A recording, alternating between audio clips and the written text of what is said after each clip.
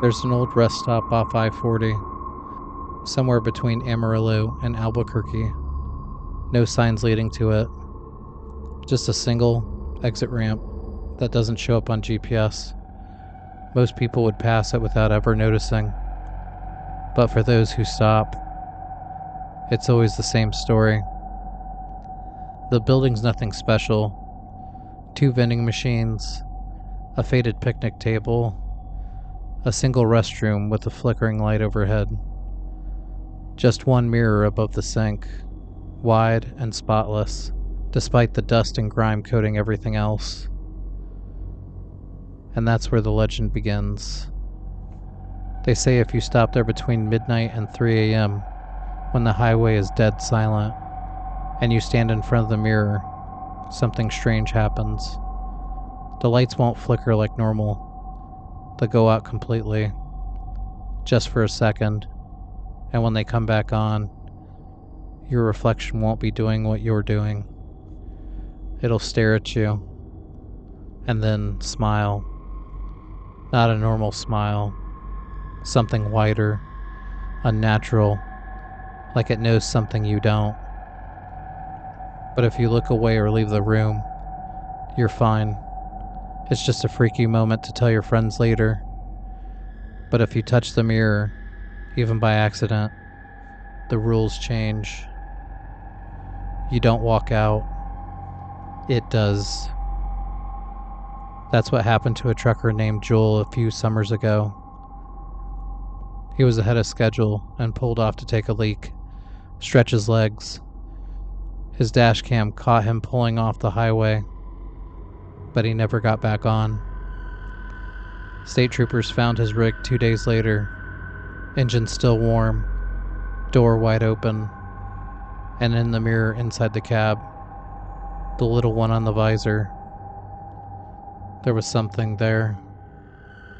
You could still see Joel. Only the background behind him wasn't the highway. It was that nasty little rest stop bathroom, like he was trapped inside of it. No sign of him anywhere else. But the craziest part? The dash cam showed something climbing into his cab 20 minutes after Joel went inside. Something that looked just like him, moved like him, even waved at the camera as it drove away. If you ever stop at a rest area that isn't on your Google Maps, the place is a little too quiet, the mirror's a little too clean when everything else is disgusting. Whatever you do, don't touch the glass.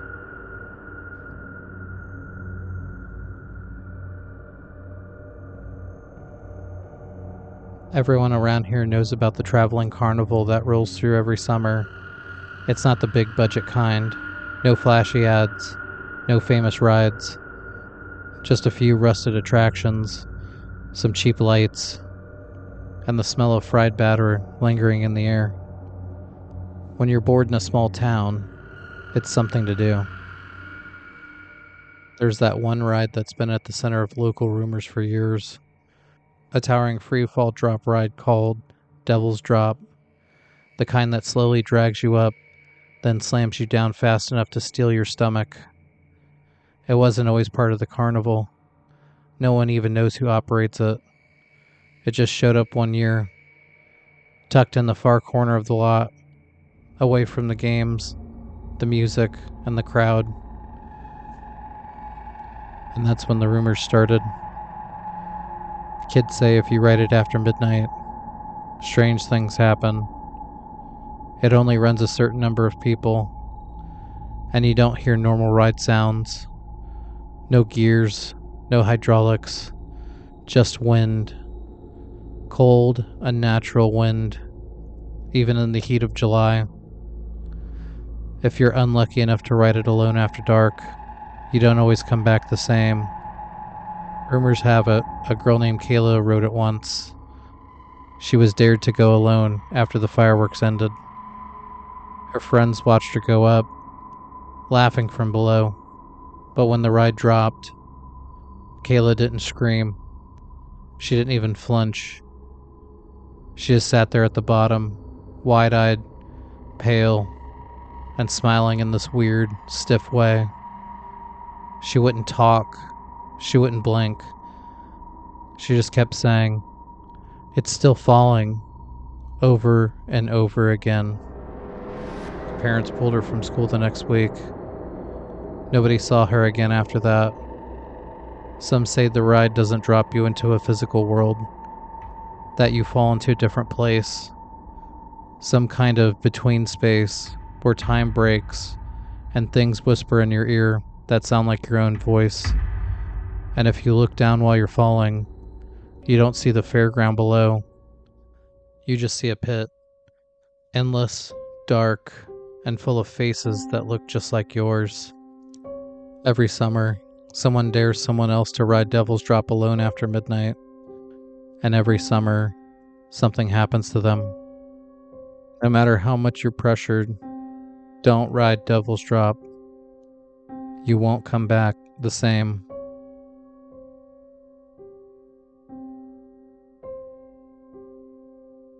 Everyone in town knows about Whistler Park. It shut down years ago. Some say because of lawsuits, others say it was an accident. But no one ever knows what happened. It's all rumors. But it's just there, still standing, fenced off and half swallowed by trees and other brush. But if you ask any of the older kids, they'll tell you that the rides still run at night. They say the lights come on randomly, usually around 2 or 3 in the morning. No music, just the hum of electricity and the slow grind of old machinery. Locals call it the wake, when the park wakes up on its own. Some people film it from the hill off Route 17. There are videos online. Carousel spinning by itself. The roller coaster inching up the track. Bumper cars slamming into each other like someone's driving them. All with no one inside. But the weirdest stories come from the ones who sneak in. Like this one group last summer. 3 teens who wanted a viral video. They planned it out. They were going to climb the fence. They brought headlamps, a drone, and some GoPros. They live streamed the first half, joking around, riding rides, and having a great time. Then they broke into the old fun house and dared each other to go in. And that's when the stream cut. Police found 2 of them walking barefoot on the highway the next morning. Clothes ripped, faces blank. They couldn't answer questions. They just kept repeating, "We never got off the ride. We never got off the ride. We never got off the ride." The 3rd kid, he's still missing. The rumor is they got on one of the rides after the fun house, and once they strapped in, they couldn't get off the ride. It just kept going over and over again. There's even rumor about a 4th ride that nobody ever saw. Apparently, it's hidden in the back, behind a tilt-a-whirl, past a door that's blocked off. They say if you find it, don't sit down. Don't touch the control panel, because once the ride starts, it'll never end. Tourists don't believe the stories. They laugh about it. But the locals, we don't go near Whistler Park after dark. Not because we're scared of ghosts or something, but because we know there's something wrong with it. It doesn't have power. The power was severed years ago. But the rides always come on, 2 or 3 at night. It's just a matter of time before more tourists are lured in to see what's going on at Whistler Park.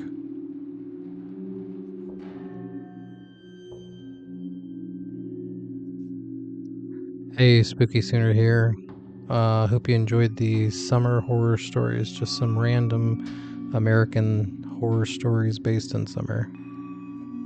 If you've noticed, I have some shorts. I'm calling them spooky shorts, and it's basically a single story from all the stories that I've made so far. So if you see one of those and you've seen all the videos, then you've probably seen it.